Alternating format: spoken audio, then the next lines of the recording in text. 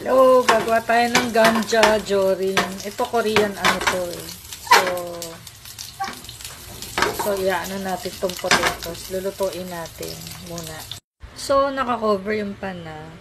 Fry nyo lang yan ng mga 15 to 25 minutes.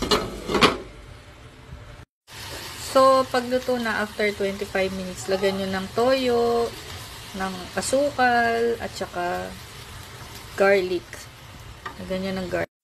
Tapos, susunod niya, lagyan nyo ng honey. Ayan.